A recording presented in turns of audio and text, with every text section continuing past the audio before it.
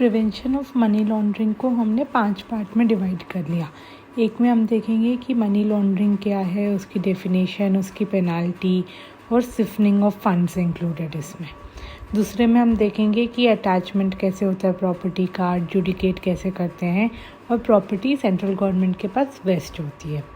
फिर third part में हम देखेंगे कि हम रिपोर्टिंग एंटिटी जो होती है वो क्लाइंट की आइडेंटिटी कैसे वेरीफाई करती है, उसके और भी क्या क्या ऑब्लिगेशंस हैं, उसके और क्या एनहांस्ड ड्यू डिलिजेंस हैं। फिर दूसरे पार्ट में हम देखेंगे कि अपील कैसे कर सकते हैं हाई कोर्ट के पास, अपीलेट ट्राइब्यूनल के पास, सुप्रीम कोर्ट के पास, और फिर कॉन्ट्रैक्टिंग स्टेट्स क्या हैं, कैसे हम लेटर ऑफ रिक्वेस्ट वगैरह ले सकते हैं, दे सकते हैं। और फिर दूसरा लास्ट में देख लेंगे अदर फाइन्स, रिकवरी प्रोसीजर और जो भी एक्सेट्रा मिसलेनियस टॉपिक्स हैं।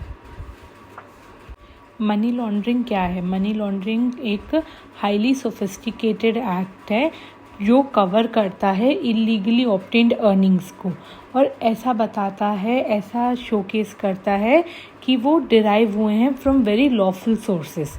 ठीक है, तो इलीगल फंड्स एक लेजिटिमेट फंड्स में कन्वर्ट हो जाते हैं, यानी कि टेंटेड मनी जो होता है उसको क्लीन कर देते हैं, wash the tainted money to make it clean.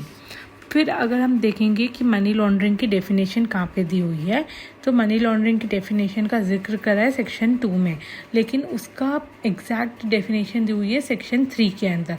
तो उसमें डेफिनेशन क्या है? whosoever डायरेक्टली और indirectly AKKA attempts to indulge, knowingly assist, knowingly is a party or is actually involved in any process या activity connected with proceeds of crime, including its CPAU, concealment, possession, acquisition or use, and projecting or claiming it as untainted property, shall be guilty of offence of money laundering। ये money laundering की definition हो गई। Money laundering की definition के साथ हमने proceeds of crime और property की डेफिनेशन भी देख सकते हो। तो प्रोसीड्स ऑफ क्राइम का मतलब क्या हो गया कि प्रॉपर्टी डिराइव्ड या ऑब्टेन हुई है डायरेक्टली या indirectly by any person as a result of criminal activity relating to scheduled offences where such property is taken or held outside country, तो उसकी इक्विवेलेंट वैल्यू इंडिया में कितनी रहेगी, विद इन कंट्री और abroad. फिर उसके बाद प्रॉपर्टी का मतलब क्या होता है इसके अंदर? प्रॉपर्टी मतलब asset of every description, corporeal, incorporeal, movable, immovable, tangible, intangible. इसके अंदर सारे डीड्स, इंस्ट्रूमेंट्स जो एविडेंस करते हैं टाइटल को, वो भी इंक्लूड हो जाएंगे।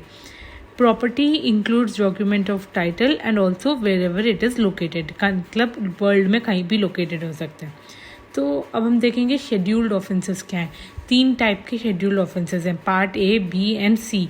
तो पार्ट ए और पार्ट सी तो जितने भी रहेंगे ऑफेंस काउंट ही होंगे, लेकिन पार्ट बी के अंदर अगर आपका 1 करोड़ से ज़्यादा है या 1 करोड़ है, मोर देन और इक्वल टू 1 करोड़, तो ही आप पार्ट बी में कवर होंगे। फिर रिपोर्टिंग एंटिटी के अंदर क्या क्या आ सकते हैं? यही बैंकिंग इंस्टीट्यूशंस, फाइनेंशियल इंस्टीट्यूशंस, और जो इंटरमीडिएरीज हैं या जो पर्सन्स हैं जो कैरिंग ऑन डेजिग्नेटेड बिजनेस। तो यहाँ पे डेजिग्नेटेड बिजनेस के बारे में बताया हुआ है कि डेजिग्नेटेड बिजनेस का मतलब क्या हो गया? जो पर्सन ऐसी एक्टिविटीज़ कैरी करता है जैसे कि playing games of chance for cash और काइंड, यानी कि कसिनो वगैरह हो गया। ठीक है, इंस्पेक्टर जनरल रजिस्ट्रेशन अपॉइंटेड, और रियल एस्टेट एजेंट हो गया अगर उसका annual turnover more than equal to 20 lakh है, और प्रेशियस मेटल में जो डील करता है, हाई वैल्यू गुड्स में, अगर उसका कैश का transaction more than equal to 10 lakh है, या फिर कोई सेफ कीपिंग और administration of cash and liquid securities में काम करता है on behalf of other person. ठीक है, जो सेंट्रल गवर्नमेंट ने नोटिफाई करा है, या फिर कोई भी पर्सन ऐसा जो सेंट्रल गवर्नमेंट बताता है कि ये रहना चाहिए। तो इसमें 2 ही लिमिट है, एक रियल एस्टेट एजेंट की जिसका annual turnover more than equal to 20 lakh है, और एक डीलर वगैरह की जिसका कैश का transaction more than equal to 10 lakh है। मनी लॉन्ड्रिंग के ऑफेंस को 3 पार्ट में डिवाइड किया जा सकता है, 3 स्टेजेस में। वो है प्लेसमेंट, लेयरिंग और इंटीग्रेशन। प्लेसमेंट में क्या होता है? जो ब्लैक मनी होता है वो इंजेक्ट हो जाता है सिस्टम के अंदर और इन एक फॉर्मल सिस्टम में इंजेक्ट कर दिया जाता है वो पैसे को। लेयरिंग के अंदर क्या होता है, इतने वेरियस ट्रांजैक्शंस करते हैं डिफरेंट अकाउंट से, डिफरेंट कंट्रीज से, तो उनका ओरिजिन नहीं पता लग सकता। It will be difficult to detect the origin of the money.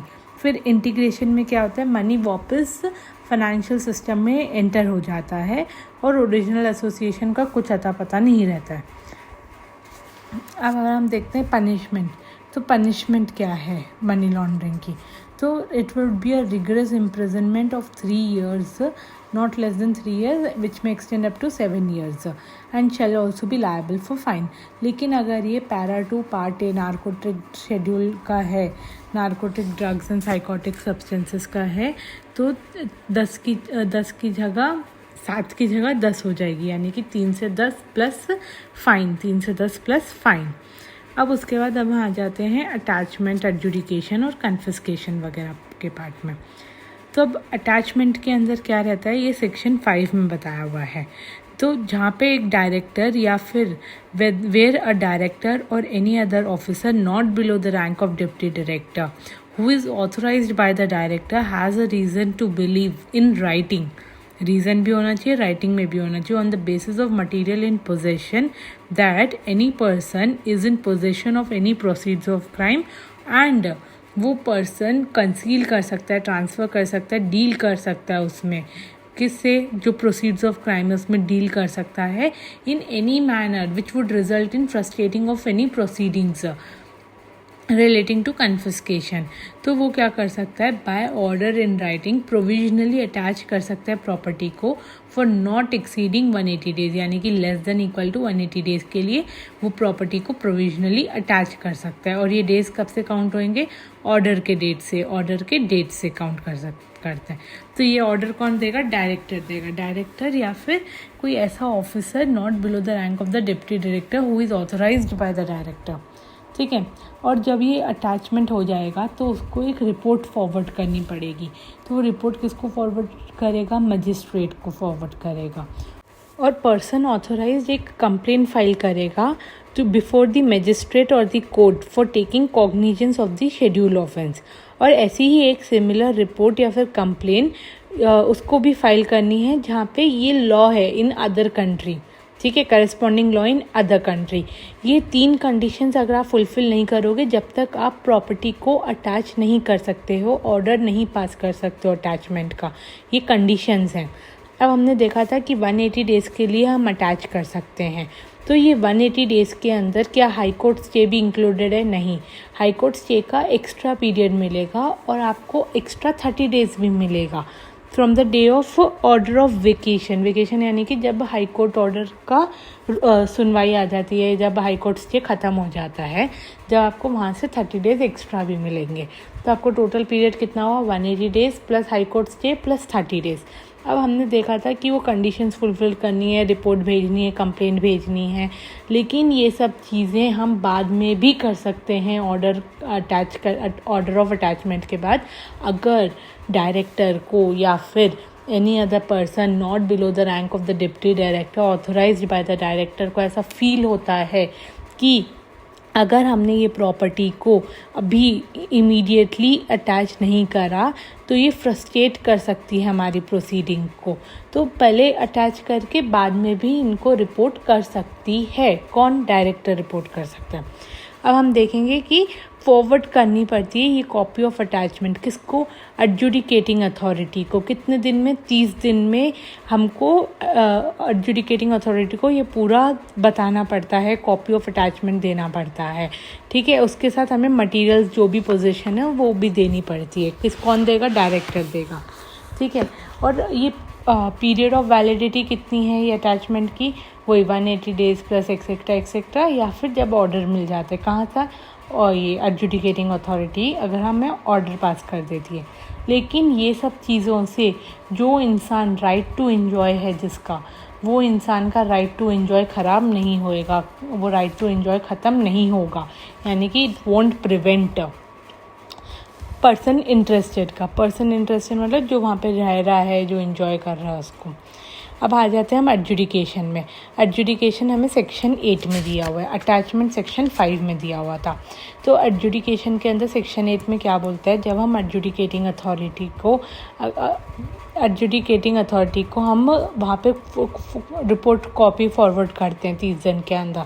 तो उसके बाद अगर एडजुडिकेटिंग अथॉरिटी को रीज़न है बिलीव करने का, तो वो एक सर्व नोटिस कर सकता है, यानी कि शो कॉज नोटिस दे सकता है 30 दिन का। यानी कि 30 दिन में आप मुझे ये बताओ कि आपकी सोर्स ऑफ इनकम क्या थी, ठीक है, आपने पैसा कहाँ से कमाया, कहाँ लगाया, आप एविडेंस बताओ कि हम ये क्यों रिलीज़ करें, ठीक है, अदर इन्फॉर्मेशंस दो, ठीक है, और आप वो ये बताओ कि हम ये प्रॉपर्टी को कन्फिस्केट क्यों ना करें, मनी लॉन्ड्रिंग में क्यों ना डालें। तो इसके लिए आप क्या करोगे कि प्रॉपर्टी कब एक्वायर हुई थी, सोर्स बताओ अपनी इनकम की, आपकी अर्निंग्स क्या हैं, ये सब बतानी पड़ेगी, ठीक है। फिर उसके बाद जब पर्सन उसको आके पूरा इन्फॉर्मेशन दे देता है, तो उसके बाद एडजुडिकेटिंग अथॉरिटी रिप्लाई को कंसिडर करके डायरेक्टर को, अग्रीव्ड पर्सन, सबकी बातें सुन के पूरी मटेरियल इन्फॉर्मेशंस को अपने दिमाग में रख के, after taking into account all these things, तो बाद में वो अपना ऑर्डर यानी कि अपना रिज़ल्ट सुनाती है कि हमें अटैच करना चाहिए प्रॉपर्टी को या नहीं करना चाहिए। जो प्रॉपर्टी प्रोविजनली अटैच करी है उसको हमें परमानेंटली अटैच करना है क्या, या फिर जो प्रॉपर्टी पहले अटैच ही नहीं थी क्या उसे हमको अब अटैच करना है क्या, हमें रिटेन करना है प्रॉपर्टी को या नहीं करना है, हमें जो प्रॉपर्टी रिटेन करी है उसको फिर सेंट्रल गवर्नमेंट में वेस्ट करना है या नहीं करना है, ठीक है। ये सबका ऑर्डर देती है। तो जो ऑर्डर देती है वो 365 डेज़ तक के लिए वैलिड रहता है, नॉट मोर देन 365 डेज़। उसके बाद इंक्वायरी, वो 365 डेज़ में क्या होता है, इंक्वायरी होती है, सब चीज़ होती है, एक बार वापस श्योर होने के लिए कि ये प्रॉपर्टी मनी लॉन्ड्रिंग में ही इन्वॉल्व थी। ये 365 डेज़ के अंदर हाई कोर्ट का स्टे नहीं आता है, लेकिन इसके अंदर कोई भी एडहॉक पीरियड्स नहीं मिलेंगे आपको, जैसे उसमें 30 डेज़ मिलते थे, इसमें नहीं है। इसमें और दो क्लॉजेज़ हैं कह सकते हैं। एक है कि अगर वो पर्सन की डेथ हो जाती है तो क्या होएगा, तो जो भी आगे लीगल हेयर है, जो पोजीशन है जिसके पास प्रॉपर्टी का, वो ये केस आगे बढ़ाएगा। और दूसरा आता है कि सेंट्रल गवर्नमेंट कभी कभी कन्फिस्केट कर लेती है ऐसी प्रॉपर्टी को, ये सब ऑर्डर पास करने के बाद भी, फिर बाद में उनको लगता है जो क्लेमेंट था वो निर्दोष था, उसने गुड फेथ में काम किया था और उसने एक्चुअली लॉस सफ़र की है, तो स्पेशल कोर्ट सेंट्रल गवर्नमेंट को डायरेक्ट कर सकती है कि प्रॉपर्टी को जो कन्फिस्केट करी थी उसको रिस्टोर कर दो, और उस जिसने क्वांटिफाइबल लॉस सफ़र किया है उसको वापस दे दो ये प्रॉपर्टी। अब आता है wasting of property in central government, ये आता है सेक्शन 9 में। तो इसमें क्या बोला है कि जो ऑर्डर पास होने के बाद जो कन्फिस्केशन होता है वो प्रॉपर्टी सेंट्रल गवर्नमेंट के हाथ में जाएगी। तो सेंट्रल गवर्नमेंट के हाथ में जब वो जाएगी तो जो भी उसका राइट्स और टाइटल है सब सेंट्रल गवर्नमेंट के पास आएगा, लेकिन it will be free from encumbrances. लेकिन अगर हाई कोर्ट या एडजुडिकेटिंग अथॉरिटी को after giving opportunity to the person ऐसा लगता है कि उसने प्रॉपर्टी को जानबूझ के लीज होल्ड पे डाला है या उसके ऊपर कोई चार्ज क्रिएट करा है कि ये प्रोविजंस डिफीट हो जाएं चैप्टर के, तो वो क्या कर सकती है, ये सबको वॉइड मान के वो प्रॉपर्टी को फ्री फ्रॉम इनकम्ब्रेंसेस करके सेंट्रल गवर्नमेंट के हाथ में दे सकती है। ये सब प्रोसीजर का ये मतलब नहीं होता है कि जो पर्सन है वो खुद फ्री हो गया ये इनकम्ब्रेंसेस से, या जो उसने लोन लेके प्रॉपर्टी पे लोन लिया हुआ है उससे वो फ्री नहीं हुआ है, लेकिन सेंट्रल गवर्नमेंट के उस हिस्से में नहीं आएगा, ये सब लाइबिलिटी सेंट्रल गवर्नमेंट के हिस्से में नहीं आएगी। फिर उसके बाद ये प्रॉपर्टी को मैनेज कैसे करेंगे, तो सेंट्रल गवर्नमेंट एक एडमिनिस्ट्रेटर को अपॉइंट करता है जो ये प्रॉपर्टी सेंट्रल गवर्नमेंट से लेता है और उसको मैनेज करता है। तो मैनेज कैसे करेगा, जैसा जैसा सेंट्रल गवर्नमेंट बताएगा। तो जो ये एडजुडिकेटिंग अथॉरिटी है जो हमने जिसकी बात की थी, उसके पास पावर्स क्या रहेंगे, वो सेक्शन 11 में बोला है, उसके पास पावर्स रहेंगे सिविल कोर्ट के, यानी कि discovery and inspection, enforcing attendance, compelling production of records, receiving evidence of affidavits, issuing commissions for examinations of witness of documents, any other matter. और उसकी हर प्रोसीडिंग्स को हम जुडिशियल प्रोसीडिंग मान के चलेंगे। अब आ जाते हैं हम कि verification of identity of client by reporting entity. तो ये हमने 11A में देखा है। तो हम आइडेंटिटी कैसे वेरीफाई कर सकते हैं? हम ऑनलाइन आधार प्रोसीजर, ऑफलाइन आधार वेरिफिकेशन, ठीक है, पासपोर्ट जो इशू करते हैं पासपोर्ट एक्ट के अंदर, या जो भी कोई दूसरा ऑफिशियली वैलिड डॉक्यूमेंट है। तो इसके अंदर सेंट्रल गवर्नमेंट ने थोड़े थोड़े रिपोर्टिंग एंटिटीज़ को बोला कि आप ऑनलाइन वाला प्रोसीजर यूज़ कर सकते हो। तो ये सब कैसे डिसाइड होएगा? Central government in consultation with unique identification authority of India, ठीक है, ये इस्टेब्लिश करती है कि कौन कौन लोग ऑनलाइन आधार करा सकते हैं। तो इसमें डिसाइड हुआ था कि बैंकिंग इंस्टीट्यूशंस वगैरह जो होते हैं वो करा सकते हैं। साथ के साथ अभी एक नया जो अमेंडमेंट आया था उसमें था कि एनपीसी भी करा सकते हैं, यानी कि national payment corporation of India, ये लोग भी ऑनलाइन आधार करा सकते हैं। लेकिन इसका एक ही रूल है कि आपको जो भी डॉक्यूमेंट्स, डेटा वगैरह रहेगा उसको आपको स्टोर नहीं करना है, और आप क्लाइंट की आइडेंटिटी भी वेरीफाई कर सकते हो। साथ ही साथ अगर कोई बेनिफिशियल ओनर है उसकी भी आइडेंटिटी आपको वेरीफाई करनी चाहिए, ठीक है। और ये वॉलेंट्री चॉइस रहेगी क्लाइंट के ऊपर कि उसको कौन सा प्रोसीजर चूज़ करना है। आप उसके ऊपर ऐसा बोल नहीं सकते कि आपको इसी के थ्रू आपको कराना पड़ेगा। और कोई भी additional safeguard central government prescribe कर सकती है on day to day basis. अब हम आ जाते हैं ऑब्लिगेशंस के ऊपर कि banking companies, financial institutions, intermediaries जिनकी हमने बात की हैं, जो रिपोर्टिंग एंटिटीज़ हैं, उनके ऑब्लिगेशंस क्या हैं। तो रिपोर्टिंग एंटिटी को रिकॉर्ड्स मेंटेन करना पड़ता है 5-5 साल के लिए। तो वो रिकॉर्ड में क्या मेंटेन करती है यह हम देखेंगे सेक्शन 12 में। तो इसके अंदर वो मेंटेन करती है हर ट्रांजैक्शंस का रिकॉर्ड। ऐसे रिकॉर्ड मेंटेन करती है कि वो उसे रिकंस्ट्रक्ट कर सके इंडिविजुअल ट्रांजैक्शंस को, ठीक है। और ये सब जो डेटा मेंटेन करती है ट्रांजैक्शंस का, वो फर्निश करेगी डायरेक्टर को within such time as may be prescribed, ठीक है। और इसके साथ साथ वो ये भी मेंटेन करेगी रिकॉर्ड ऑफ डॉक्यूमेंट्स जो एविडेंस करे आइडेंटिटी ऑफ क्लाइंट, जो हमने वेरीफाइंग आइडेंटिटी करा ना, वो उसकी डॉक्यूमेंट्स मेंटेन करेगी। और उनके अकाउंटिंग फाइल्स, बिजनेस करेस्पॉन्डेंस सब मेंटेन करना है। और ये सब चीज़ों को कॉन्फिडेंशियल रखना है, किसी के साथ भी शेयर नहीं करना है until and unless required by any other law. और ये सब डॉक्यूमेंट्स हमें 5 साल के लिए मेंटेन करने हैं। यानी कि 5 साल कैसे? अगर हम ट्रांजैक्शन की बात कर रहे हैं तो ट्रांजैक्शन के एंड से 5 साल। अगर हम आइडेंटिफाइंग क्लाइंट या बेनिफिशियल ओनर या उसके बिजनेस करेस्पॉन्डेंट की बात कर रहे हैं तो एंड ऑफ बिजनेस रिलेशन या फिर close of the account, whichever is later, वहाँ से हम 5 साल गिनेंगे। और सेंट्रल गवर्नमेंट कोई भी एग्जेम्पशंस प्रोवाइड कर सकता है कि ये लोगों को ज़रूरत नहीं है या ये रिपोर्टिंग एंटिटी को कराने की ज़रूरत नहीं है। अब जो हम रिकॉर्ड्स मेंटेन करेंगे उसके लिए हमें एक रूल प्रिस्क्राइब किया हुआ है, रूल 3। तो उसमें बताया हुआ है कि किस टाइप की ट्रांजैक्शंस को या किस टाइप के रिकॉर्ड्स को आपको मेंटेन करना है। तो इसमें दिया हुआ है कि आपको अगर कैश ट्रांजैक्शन है फॉरेन करेंसी में मोर देन 10 लाख, वो रिकॉर्ड करना है। और अगर सीरीज़ ऑफ ट्रांजैक्शंस हैं एक मंथ के अंदर एक्सीडिंग 10 लाख, उसको रिकॉर्ड करना पड़ेगा। या फिर कोई ऐसी ट्रांजैक्शंस हैं जहाँ पे आपने फॉर्ज और काउंटरफीट करेंसी नोट्स देखे, उन चीज़ों को आपको रिकॉर्ड करना पड़ेगा। और कोई भी ऐसी सस्पिशियस ट्रांजैक्शंस जो आपको लग रही है डीमैट सिक्योरिटी अकाउंट में, मनी ट्रांसफ़र अकाउंट्स में, तो वहाँ पे आपको थोड़ा सा ध्यान रख के वो अकाउंट्स को अच्छे से वेरीफाई करके रिकॉर्ड्स मेंटेन करने पड़ेंगे, ठीक है। या फिर कोई ऐसी रिसीट्स हैं नॉन प्रॉफिट ऑर्गेनाइजेशंस की जो कि मोर देन 10 लाख है इन फॉरेन करेंसी, तो उसके लिए भी आपको रिकॉर्ड करना पड़ेगा। रिकॉर्ड क्या करना है? Nature of the transaction, amount of transaction, currency की डेट क्या थी और पार्टीज़ कौन कौन ट्रांजैक्ट कर रही थी। तो ये सब चीज़ों को आपको मेंटेन करना है। हम देख लेते हैं एक बार कि सस्पिशियस ट्रांजैक्शन का मतलब क्या होता है।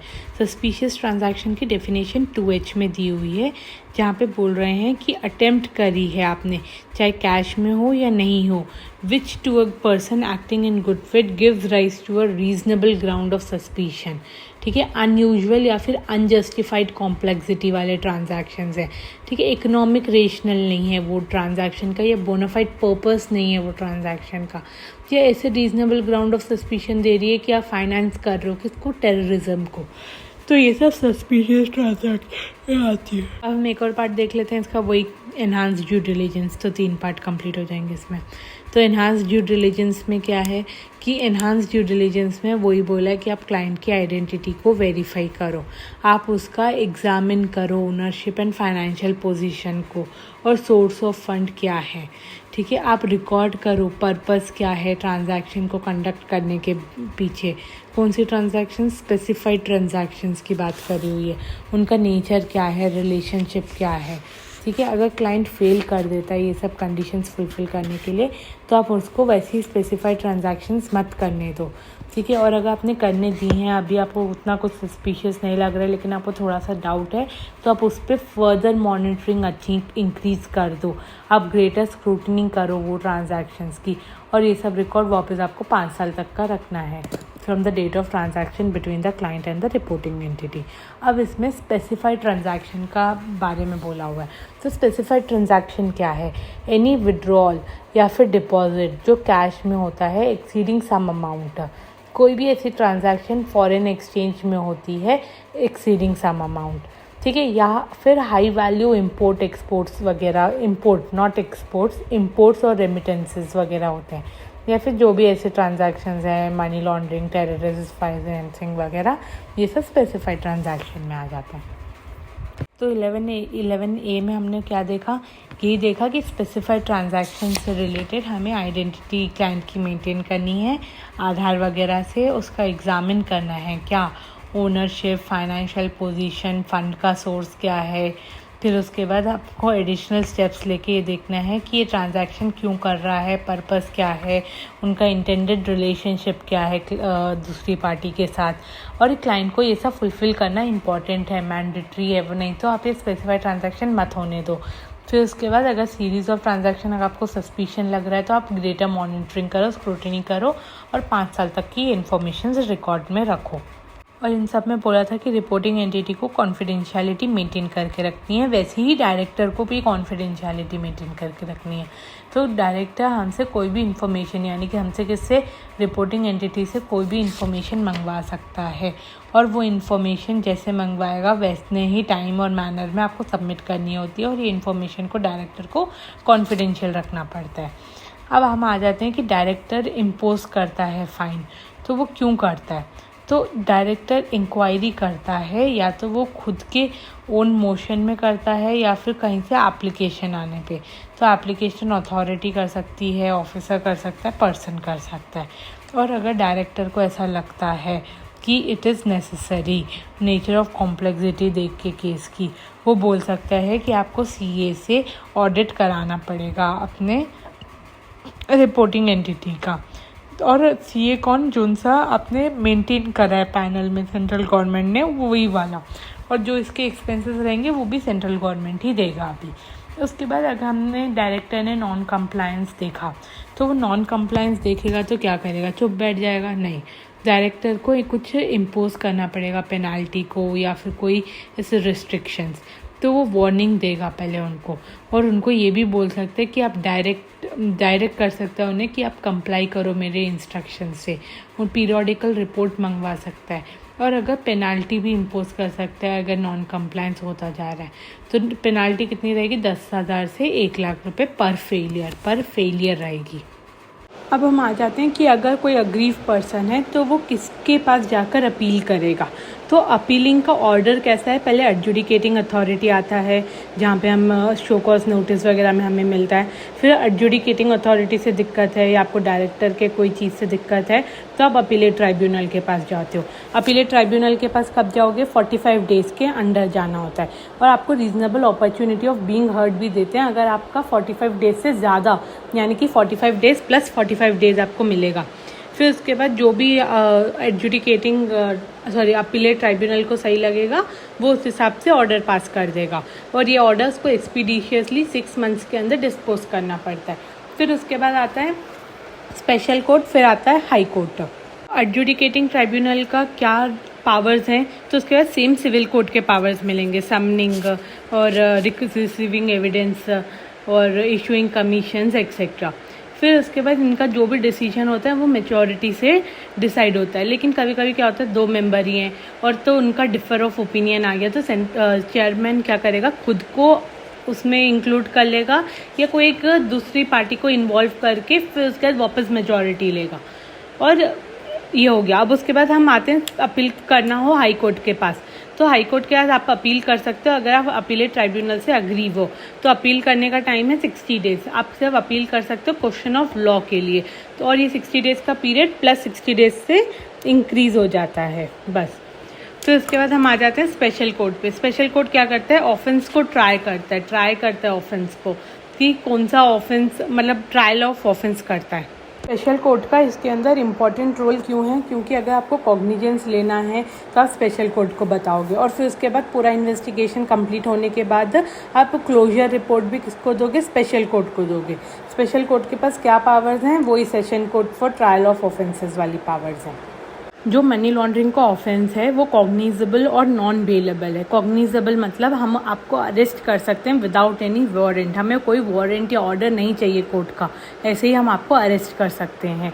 और नॉन बेलेबल मतलब आपको बेल पे रिलीज़ नहीं किया जाएगा अनटिल एंड अनलेस एक पब्लिक प्रोसिक्यूटर हायर किया हो और उसको एक अपॉर्चुनिटी दी हो कि ये एप्लीकेशन को अपोज करो, कौन से एप्लीकेशन को, रिलीज़ के एप्लीकेशन को, और कोर्ट को भी सेटिस्फेक्शन मिल गया है कि रीजनेबल ग्राउंड्स पे कि जो ये पर्सन है वो गिल्टी नहीं है ऑफेंस का, और अगर हम उसको बेल पे छोड़ देंगे तो ऐसा कोई ऑफेंस कमिट नहीं करेगा, तो हम उसको बेल पर दे सकते हैं।